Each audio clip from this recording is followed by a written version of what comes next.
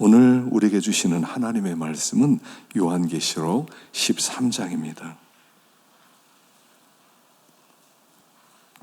요한계시록 13장 11절부터 18절 말씀까지입니다. 요한계시록 13장 11절부터 18절까지 말씀입니다.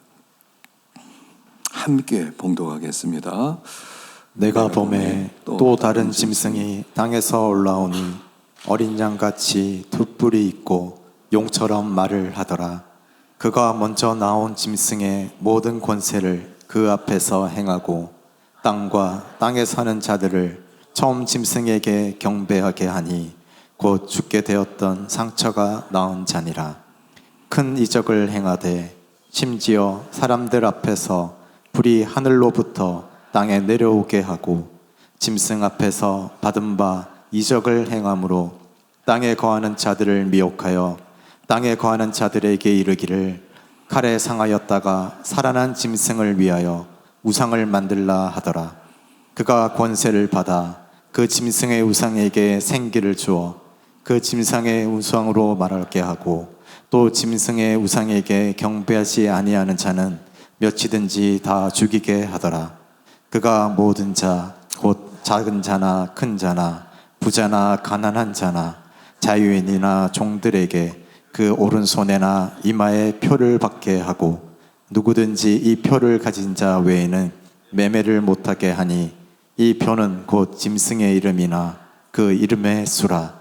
지혜가 여기 있으니 총명한 자는 그 짐승의 수를 세어보라. 그것은 사람의 수니 그의 수는 666이니라. 아멘. 하나님 아버지 감사합니다. 지난 한 주일 하나님께서 우리를 붙들어 주셨습니다. 오늘도 한 자리에 불러주셨사오니 하늘문을 열어주옵소서, 마음문을 열어주옵소서. 믿는 대로 된다 하셨사오니 말씀을 믿는 자들이 되게 하여 주시고, 오늘도 하나님의 말씀을 듣고 세상의 본질을 깨닫고 성도의 미래를 바라보면서 주님 이번 한 주도 승리할 수 있도록 축복해 주시옵소서. 예수님의 이름으로 기도하옵나이다. 아멘. 오늘 말씀은요, 지난주 말씀을 이어서 두 번째 시간이라고 보면 되겠습니다. 여러분, 계시록의 말씀은요, 본질의 세계를 가르쳐 주는 겁니다. 우리는 지금 현상의 세계를 살아가요. 눈으로 보이는 세계. 그리고 눈으로 보이는 세계가 전부다, 이렇게 생각해요. 그런데 하나님 우리에게 믿음을 주셨는데, 믿음이라고 하는 것은 뭐냐면 하나의 눈이에요. 시각이에요. 본질을 보는 시각을 하나님 우리에게 주신 거예요. 그래서 믿음을 가진 사람은 현상계만 바라보질 않아요. 본질계를 바라보게 돼 있어요. 그래서 이 세상에 되어지는 모든 일들은 그냥 사람들이 이렇게 저렇게 세상을 이끌어가는 게 아니라 영적인 세계에서, 하나님의 세계에서 어떤 일을 행하고 계신 일들이 이 땅에 일어나고 있다는 것입니다. 그래서 계시록은 특별히 본질의 세계를 보여주는 거예요. 이 세상에서 일어나는 일이 아니라 그 속에, 눈에 보이지 않는 영적인 세계에서 어떤 일이 일어나고 있는지를 우리에게 보여주는 것이죠. 그래서 이 세상은 어떻게 될 것인지, 또 성도는 어떤 사람들인지 성도의 정체를 가르쳐주는 책인 것이에요. 그래서 요한계시록이 어렵게 자꾸 느껴지는 것은 뭐냐면 이게 그림 언어로 돼 있어서 그래요.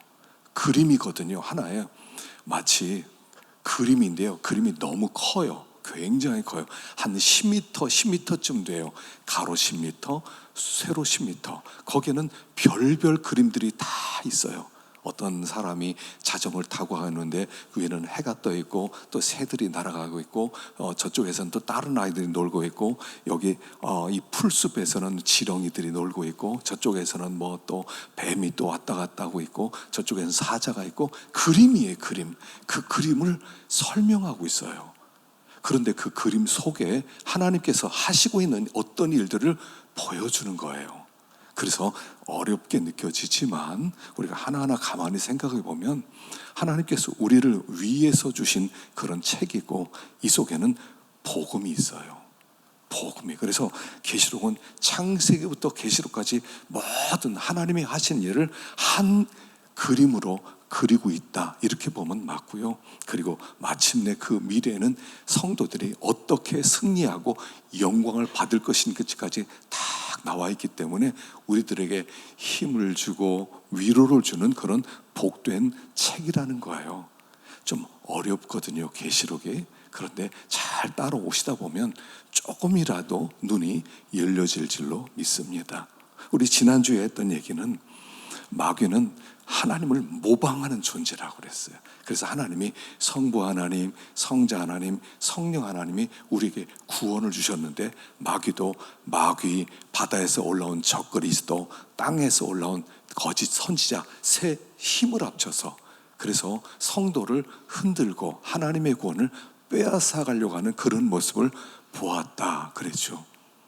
왜냐하면 이 구원이 너무 큰 구원이라고 그랬어요. 하나님이 우리에게 주신 이 구원은 싸구려가 아니에요. 그러니까 너나 소나 돼지나 그냥 받는 그런 구원이 아니에요. 하나님이 야 너 천국 가, 너 천국 가, 아 됐어 너 한다, 너 천국 줄게, 이런 것이 아니라고 그랬어요. 구원은 하나님이 하실 수 있는 최고의 힘, 최고의 지혜, 최고의 그런 사랑이 동원되어서 만들어진 것.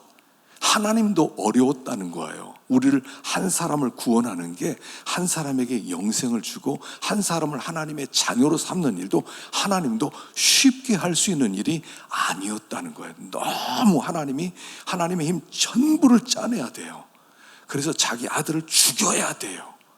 죽이고 나서 만들어진 그 믿음을 우리들에게 찾아와서 한 사람씩 너 구원받아, 너 구원받아, 너 내 자녀야. 그렇게 해서 하나님께서 가진 힘 전부로 만들어 놓은 것이 구원이라는 거예요. 그래서 마귀도 이 구원을 빼앗기 위해서 전심전력을 다하는 거예요. 마귀 힘 전부. 여기 마귀, 바다에서 올라온 짐승, 땅에서 올라온 짐승이 힘을 합쳤다는 건 뭐냐면 마귀가 우리의 구원을 빼앗기 위해서 자기의 힘 전부를 쏟아 부었다는 겁니다. 그가 가진 전략, 그가 가진 힘, 그가 가진 그 미혹하는 그런 세력들, 이걸 다 동원시켜서 하나님의 그 구원을 빼앗으려고 한다는 거예요. 그러니까 우리가 이 구원을 지키기 위해서는 어떻게 해야 되겠습니까? 우리도 마찬가지로 전심전력을 다해서 믿음을 지켜야 지킬 수 있는 것이다 하는 것을 우리에게 가르쳐 주는 것이다 그랬죠. 그런데 왜 하나님이 이런 큰 대적을 우리 앞에 두었느냐 하는 문제였어요. 그거는 우리가 받은 구원이 얼마나 소중한 것인지 가르쳐 주기 위해서. 그래서 이 시험을 당할 때 우리가 가진 소유 전부를 내놓으라는 거예요. 전부를 내놓아라. 어떤 농부가 밭을 갈다가 밭에서 거기에 그 항아리를 발견했는데 항아리 속에 보니까 보화가 들어있어요. 금은보가 있어요. 그러니까 이 사람이 그걸 잘 파묻어 놓고 소장농인데 땅 주인에게 가서 저 땅을 파십시오 그러는 거예요. 그러고 나서 자기가 가진 모든 것을 동원해서 막 빚을 내고 뭐 이거 팔고 저거 팔고 해서 돈을 모아서 땅 주인에게 땅 사겠습니다 하고 돈을 갖다 주고 나서 땅 산 다음엔 그 보화가 내 것이 되는 것처럼 이 구원이 내 것이 되도록 하기 위해서 힘 전부를 동원시켜야 돼요. 우리도 가진 시간과 은사와 힘과 자존심과 명예와 물질과 모든 것을 다 팔아서 이 구원을 나는 소유해야 되겠다. 그래서 하나님께서 우리에게 이 구원이 얼마나 중요한가를 가르쳐주고 우리가 모든 대가를 지불하도록 하기 위해서 이런 마귀를 우리 앞에 두었다 그랬습니다. 두 번째는 우리를 보석으로 만들기 위함이라고 그랬죠. 우리는 이미 구원 받았어요. 예수를 믿으면 구원 받아요. 구원 받은 다음에 우리는 지금 어디로 가고 있냐면 1년 살아가면서 뭐 20살, 30살, 10,000살 나이를 먹어가고 있거든요. 나이를 쭉 먹어가고 있으면서 우리는 나이 먹으면서 천국을 향해서 지금 가고 있어요. 철로 역정이란 말입니다. 천성을 향하여 이런 일도 만나고 저런 일도 만나고. 그런데 그 일 자체가 중요한 게 아니에요. 그 일보다 뭐냐면 그 사건을 통해서 하나님의 관심은 내가 더 완전한 사람, 아름다운 사람으로 만들어지는 것이 목표예요. 우리는 사업을 하면 하나님 사업 잘 되게 원합니다. 잘 되게 원합니다. 잘 되게 원합니다. 하나님 도와주세요. 도와주세요. 사업 잘 되는 거, 이게 목적이 아니에요. 우리는 자꾸 어떤 일을 하면서 그것만 잘 되게 하려고. 고3 학생들이 시험 공부를 한다 그러면 애가 대학 들어가야 목적이다 그러는데 그게 아니에요. 그것도 하나의 과정이에요. 철로 역정. 하나님의 계획은 이 아이의 시험을 통해서 이 아이를 더 아름답게 만드는 거예요. 이 아이를 순금 같은, 쓰레기가 없는, 찌꺼기가 없는 정말 훌륭한 인격자로 만들기 위해서 그런 시험을 허락하는 거예요. 그런 사업을 허락하는 거예요. 그런 원수를 허락하는 거예요. 그런 실패도 허락하는 거예요. 그런데 그게 다 과정이란 말이에요. 그 자체가 목적이 아니에요. 하나님 도와주셔서 사업 잘 되게 해주시고 돈 많이 벌게 하시고 헌금도 많이 하게 해주시고, 하나님의 계획은 그 사업을 통해서 나 자신의 목표를 두었단 말이에요. 내가 보석이 되는 거야. 나의 가는 길을 오직 그가 하시나니 그가 나를 단련하신 후에 내가 정금같이 나오리라.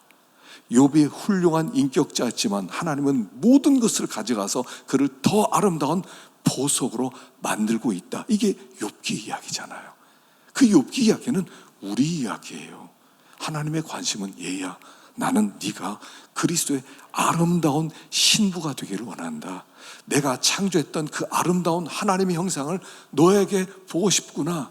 네가 하나님의 아름다운 사람을 좀 드러낼 수 있으면 좋겠구나. 그래서 수많은 사건들을 우리에게 허락하고 있다 하는 거란 말이에요. 그래서 이런 대적이 마귀를 허락하시고, 그리고 그 마귀를 통해서 하나님은 우리가 모든 어려움을 잘 이겨내고 시험도 미혹도 잘 이겨내고 하나님의 그 아름다움을 하나님께서 드러내기를 원하셔서 이런 큰 대적을 허락하셨다는 것을 배웠습니다. 자, 오늘 말씀은 뭐냐면, 그러면 어떻게 이 마귀를 대적할 것이냐 하는 것입니다. 자, 7절과 10절 읽어봅시다. 7절과 10절 시작. 또 권세를 받아 성도들과 싸워 이기게 되고 각 족속과 방언과 백성과 방언과 나라를 다스리는 권세를 받으니 사로잡힐 자는 사로잡혀갈 것이요 칼에 죽을 자는 마땅히 칼에 죽을 것이니 성도들의 인내와 믿음이 여기 있느니라. 자, 이 계시록에 보면요 참 재미있게 되어 있어요. 여러분, 성도라는 단어가 있는데 요 11장 두 증인장이죠. 11장부터는 성도 할 때 반드시 복수로 나와요. 그런데 그 11장 앞에 1장부터 10장까지는 꼭 단수로 나와요. 제가 한번 이렇게 써놨는데 한번 보겠습니다. 자, 계시록 5장 8절 읽어봅시다. 시작. 그 두루마리를 취하심에 내 생물과 24 장로들이 그 어린 양 앞에 엎드려 각각 검은 거와 향이 가득한 금 대접을 가졌으니 이 향은 성도들의 기도들이라. 예, 성도의 기도들이다. 단수로 나왔어요. 8장 3절 읽어봅시다. 시작. 또 다른 천사가 와서 제단 곁에 서서 금 향로를 가지고 많은 향을 받았으니 이는 모든 성도의 기도와 합하여 보좌 앞 금 제단에 드리고자 함이라. 여기서도 모든 성도들 이럴 것 같은데 단수로 나와요. 이 원문으로 그랬단 말입니다. 모든 성도의 기도와 이렇게 나와요. 4절 시작. 향연이 성도의 기도와 함께 천사의 손으로부터 하나님 앞으로 올라가는지라. 여기서도 단수로 나와요. 그래서 이 세 번밖에 안 나오는데 1장부터 10장까지 다 단수로 나와요. 근데 11장부터 이제 마귀와 대적하는 11장부터는 다 복수로 나와요. 자, 11장 18절 시작. 이방들이 분노함에 주의 진노가 내려 죽은 자를 심판하시며 종 선제자들과 성도들과 또 작은 자든지 큰 자든지 주의 이름을 경외하는 자들에게 상 주시며 또 땅을 망하게 하는 자들을 멸망시킬 대로소이다 하더라. 여기서도 성도들 이렇게 나왔죠. 13장 7절 시작. 또 권세를 받아 성도들과 싸워 이기게 되고 각 족속과 백성과 방언과 나라를 다스리는 권세를 받으니 예, 성도들과 싸워 이기게 됐다. 14장 12절 시작. 성도들의 인내가 여기 있나니 그들은 하나님의 계명과 예수에 대한 믿음을 지키는 자니라. 예, 성도들의 인내와 16장 6절 시작. 그들이 성도들과 선지자들의 피를 흘렸으므로 그들에게 피를 마시게 하신 것이 합당하니이다 하더라. 여기서도 성도들과 이렇게 나오죠. 17장 6절 시작. 또 내가 보매 이 여자가 성도들의 피와 예수의 증인들의 피에 취한지라. 내가 그 여자를 보고 놀랍게 여기고 크게 놀랍게 여기니. 예, 성도들의 피와 그 다음에 18장 20절 시작. 하늘과 성도들과 사도들과 선지자들아 그로 말미암아 즐거워하라. 하나님이 너희를 위하여 그에게 심판을 행하셨음이라 하더라. 예, 성도들과 나오죠. 18장 24절 시작. 선지자들과 성도들과 및 땅 위에서 죽임을 당한 모든 자의 피가 그 성중에서 발견되었느니라 하더라. 예, 여기서도 성도들 19장 8절 시작. 그에게 빛나고 깨끗한 세마포 옷을 입도록 허락하셨으니 이 세마포 옷은 성도들의 옳은 행실이로다 하더라. 예, 성도들의 옳은 행실 20장 9절 시작. 그들이 지면에 널리 퍼져 성도들의 진과 사랑하시는 성을 두루매 하늘에서 불이 내려와 그들을 태워버리고. 예, 여기서도 성도들의 진 이렇게 나와요. 자, 하나님의 그 원수의 싸움 이전에는 그냥 성도라고 나옵니다. 그러다가 성도들로 다 바뀌어요. 무슨 얘기냐면 신앙생활은 함께 해야 된다는 거예요. 함께. 우리가 범죄한 이후로 사람들은 어떻게 되었습니까? 타락한 이후로 사람들은 성 쌓기를 시작했어요. 가인이 아벨 죽이고 나서 딱 쫓겨나서 바로 한 게 뭐냐면 성을 쌓아요. 그 성 이름을 에녹성 이렇게 이름을 적어 놓습니다. 그리고 나서 그 성 안에서 자기들끼리 살아가는 거예요. 왜냐하면 이 세상은 더 이상 믿을 수 없거든요. 다 경쟁하는 세계예요. 누가 나를 죽일 수 있어요? 그들의 것을 빼앗아서 내가 더 잘 살려고 하는 것이 이 세상의 모양새란 말입니다. 그러다 보니까 내가 나를 지켜야 돼. 그래서 성 쌓는 데 익숙해요. 성 쌓는 데 익숙하니까 서로 돕지 못하고 격리되어서 살아간단 말이에요. 근데 이게 마귀가 노리는 거예요. 성 쌓았다고 해서 마귀가 공격 못하는 게 아니거든요. 사람들은 공격 못할 수 있고 나를 보호할 수 있을지 모르지만 마귀는 영적으로 얼마든지 공격할 수가 있어요. 그래서요, 들짐승들이 큰 그런 짐승을 사냥할 때는 그런 방법을 쓰죠. 여러분, 코끼리와 코끼리 새끼가 있습니다. 그러면 코끼리 새끼를 잡아먹기 위해서는 코끼리 어미를 자꾸 멀리 떨어지게 만들어야 돼요. 격리시켜야 돼요. 그럼 격리된 코끼리 새끼는 밥이 되는 거예요. 고래도 그렇죠. 고래들 그런 향유고래 엄청나게 큽니다. 새끼가 한 10m쯤 됩니다. 근데 범고래가 사냥할 때 보면 부모와 새끼를 자꾸 격리시켜놔요. 그러면 이 새끼 고래를 물속으로 깊이 끌어들여요. 그래서 질식시킨 다음에 잡아먹어요.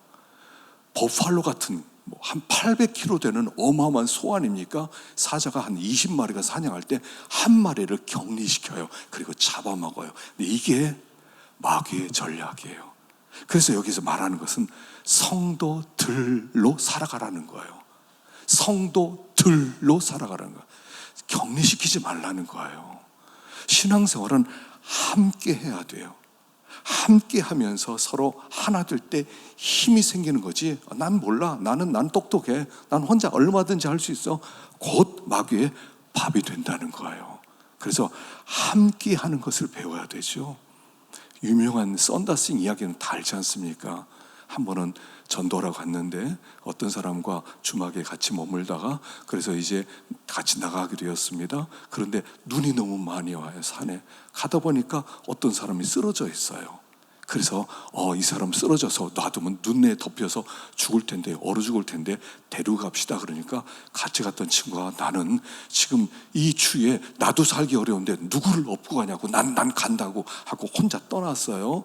이 썬다스는 그 얼어 죽어가는 사람을 등에 메고 아이고 힘겹게 그 산을 넘어서 갔습니다.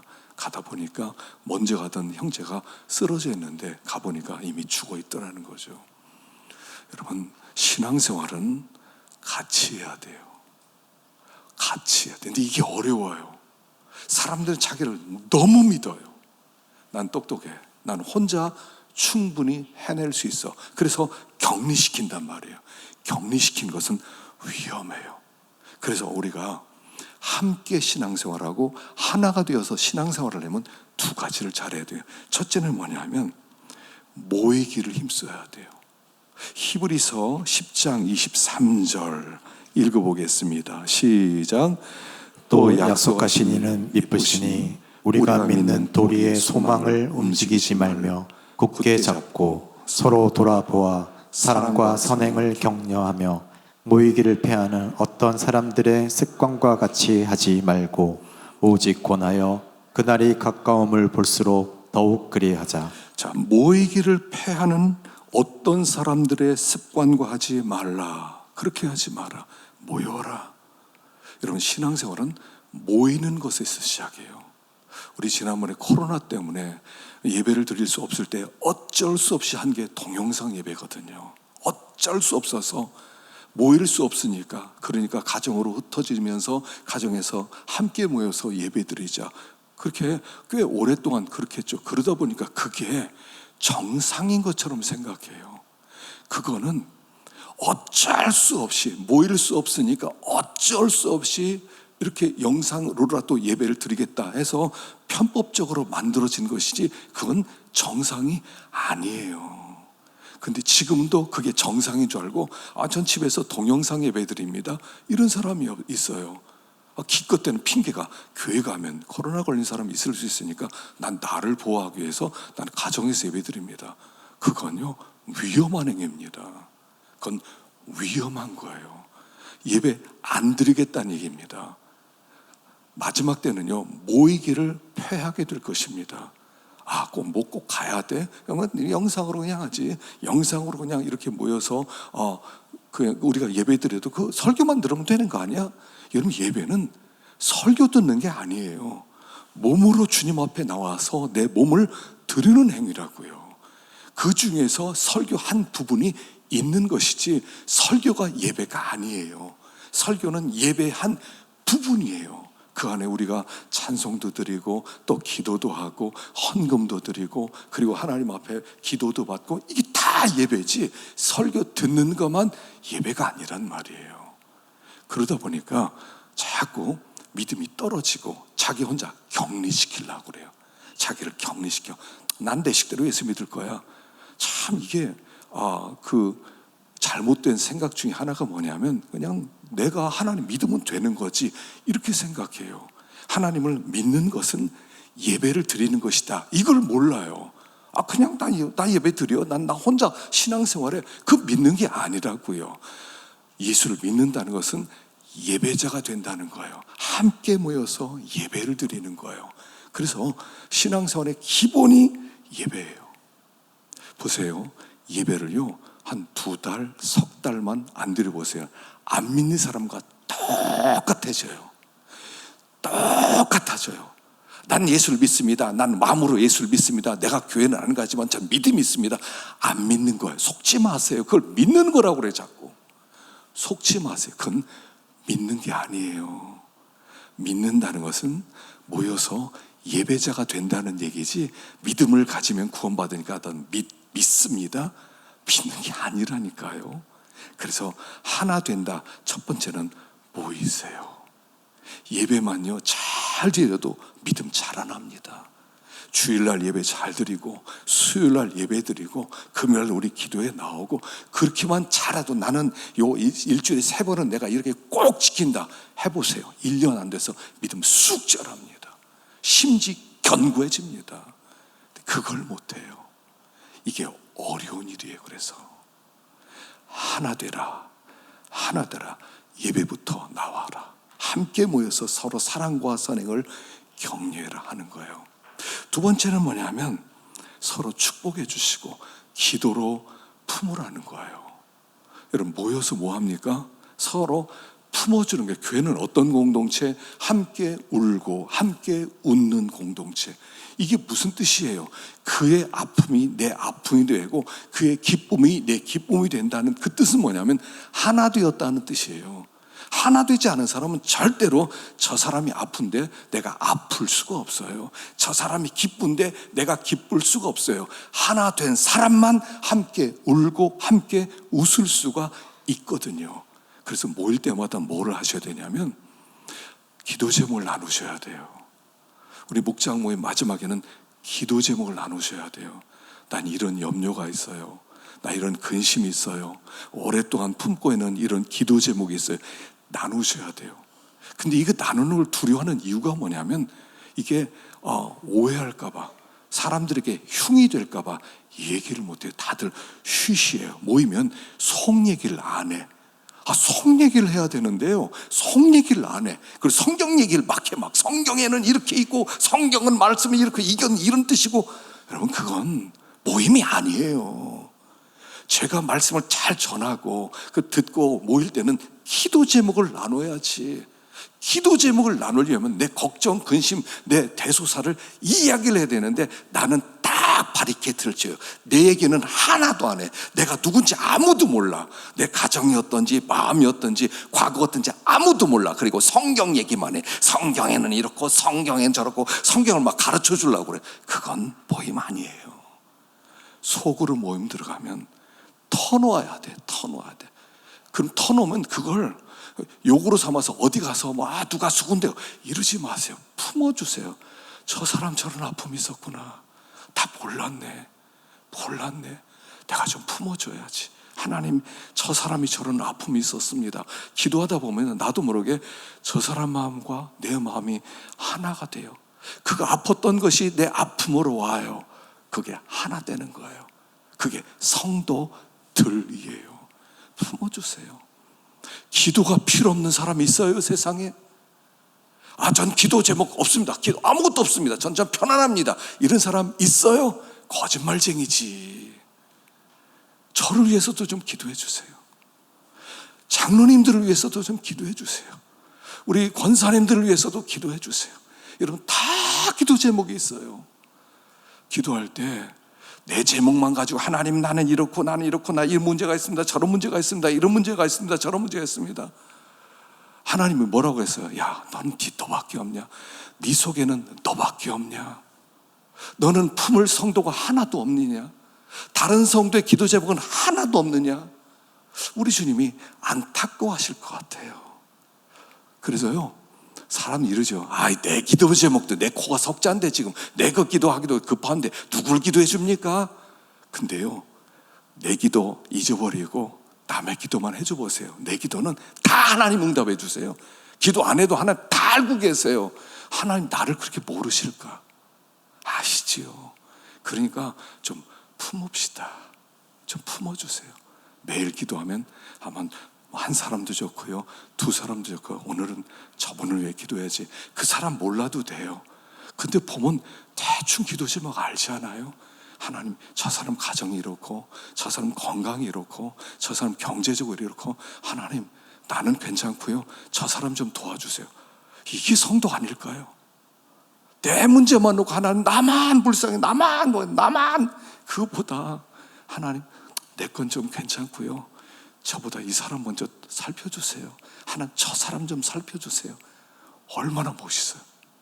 얼마나 아름다워요. 그게 마귀를 이기는 방법이라는 거예요. 좀 품어줍시다.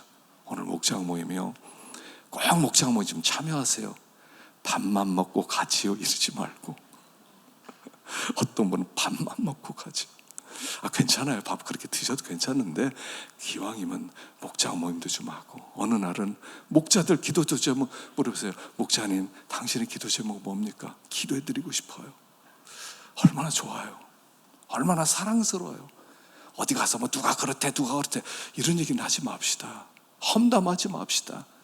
그리고 품고 기도해 줄 때 이게 마귀를 대적하는 방법이라는 거예요. 자, 마지막으로 한 가지 더요. 18절 읽어봅시다. 18절 시작. 지혜가 여기 있으니 총명한 자는 그 짐승의 수를 세어보라. 그것은 사람의 수니 그의 수는 666이니라. 자, 마귀가 표를 주는데 이 표를 못 받는 사람은 장사도 못하게 하고 아주 그 사회에서 매장시키겠다. 그 표를 받아라. 그런데 그 표가 666이다 이렇게 나와요. 그러니까 너무 우리가 666 그러니까 그냥 예전에 제가 청년이었을 때는 그런 책이 있었거든요. 666이 뭔지 아느냐? 크레딧 카드다. 바코드다. 그 바코드가 있잖아요. 그게 6으로 되어 있다. 크레딧 카드에 6이 3개 이렇게 그림으로 그려져 있다. 크레딧 카드 쓰면 그건 다 666 받은 사람이다. 크레딧 카드 쓰지 마라. 근래 들어선 베리칩 나왔죠. 베리칩. 오바마 때 오바마가 하려고 했던 게 뭐냐면 사람의 생체 칩을 넣어주는 거예요.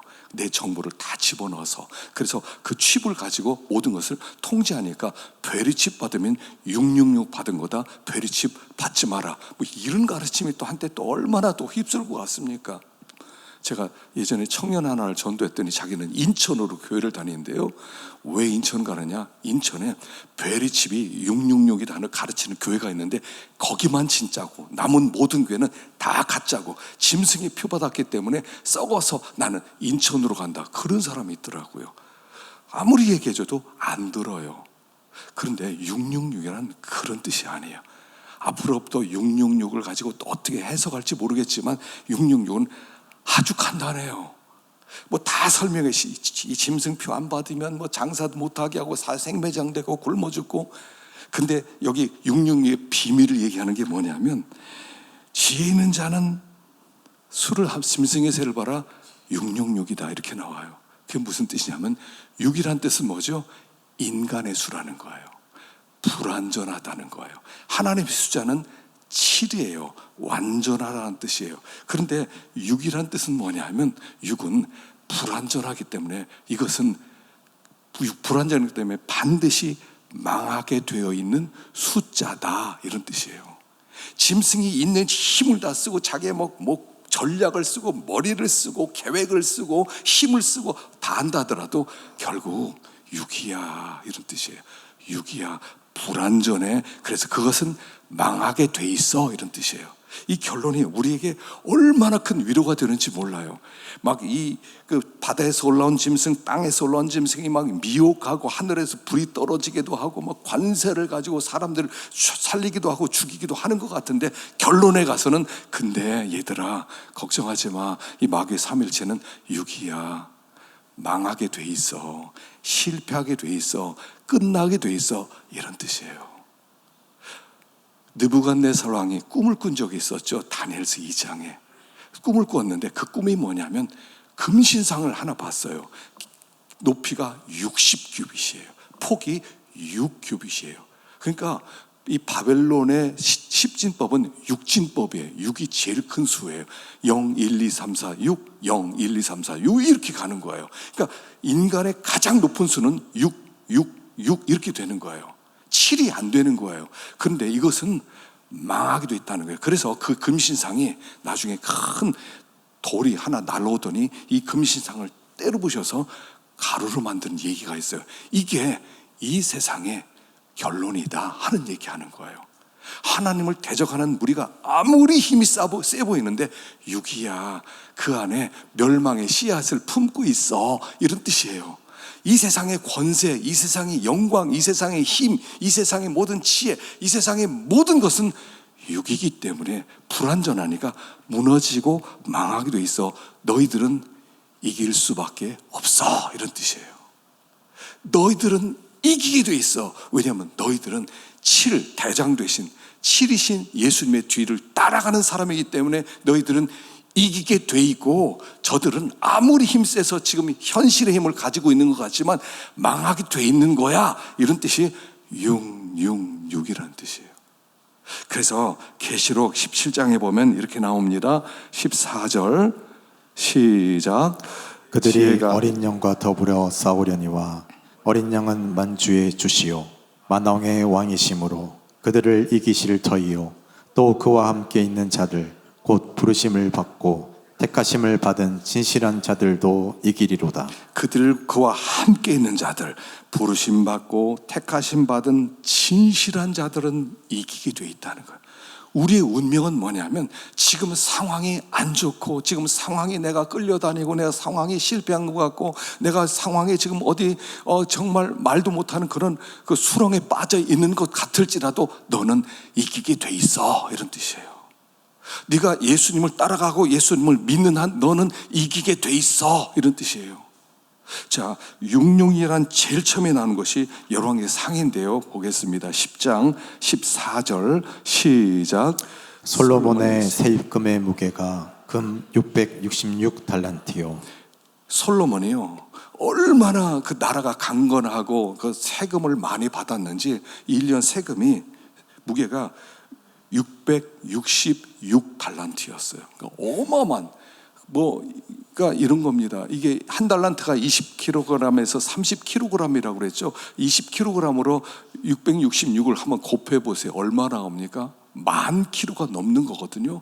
10,000kg가 넘 12,000kg, 12톤이에요. 이게 매년 거쳐요. 매년. 그러니까 이 솔로몬의 왕국은 도대체 1년에 이렇게 12톤씩이나 막 금이 모이니까 얼마나 큰 부자가 되겠어요. 근데 이 나라는 망하게 돼 있다, 이런 뜻이에요. 솔로몬의 나라 결국 망하는 거죠. 나중에 르호보암 때 나라가 갈려지는 거예요. 망했다는 뜻이에요. 왜 그랬어요? 솔로몬은 왕으로서 해야 될 것을 안 해서 그래요. 하나님이 왕으로 할 세 가지를 하지 말라고 그랬어요. 첫째는 금과 은을 쌓아두지 말라고 그랬어요. 두 번째는 말을 사지 말라고 그랬어요. 많이 사지 말라고 그랬어요. 근데 말을 얼마나 많이 삽니까? 세 번째는 아내를 많이 두지 말라 그러는데 1,000명이나 두었어요. 그러니까 왕으로서 해야 될 것을 하나도 못하기 때문에 지금 어마어마한 돈이 막 쌓이는데 이렇게 얘기하는 거예요. 솔로몬은 망하게 돼 있어, 이런 뜻이에요.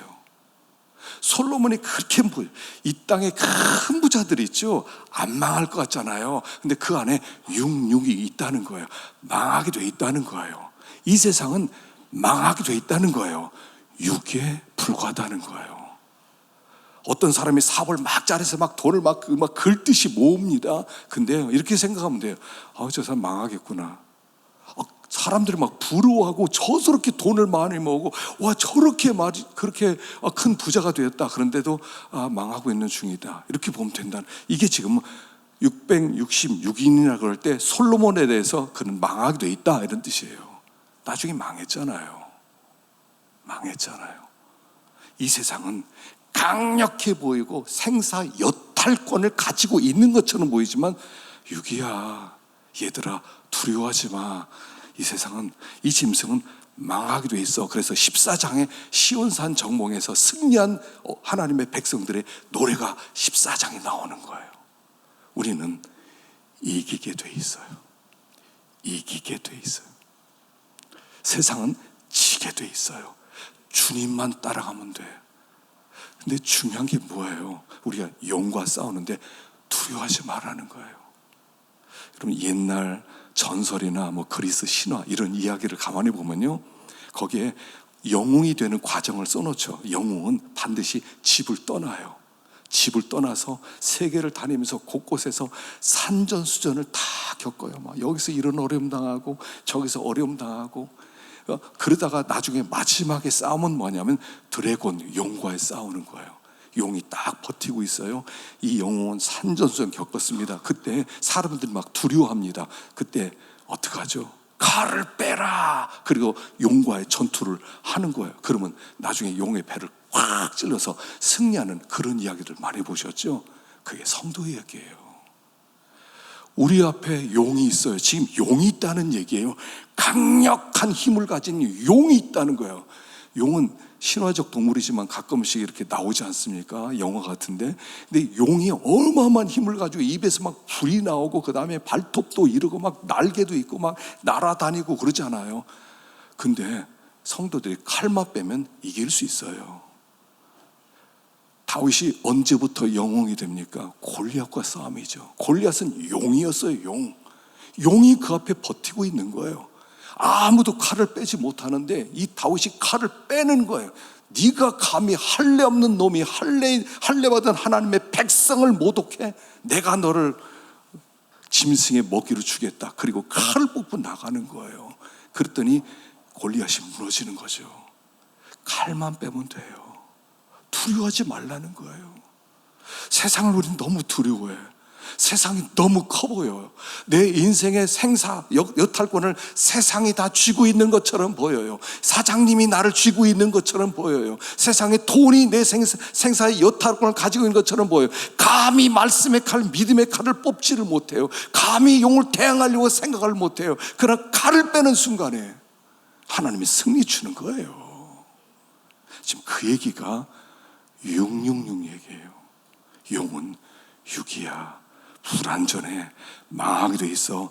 멸망의 씨앗을 품고 있어. 너희는 7 되신 예수님들을 따라가는 하나님의 백성들이야. 너희는 이기게 돼 있어. 힘내 하는 얘기가 13장 결론인 거예요.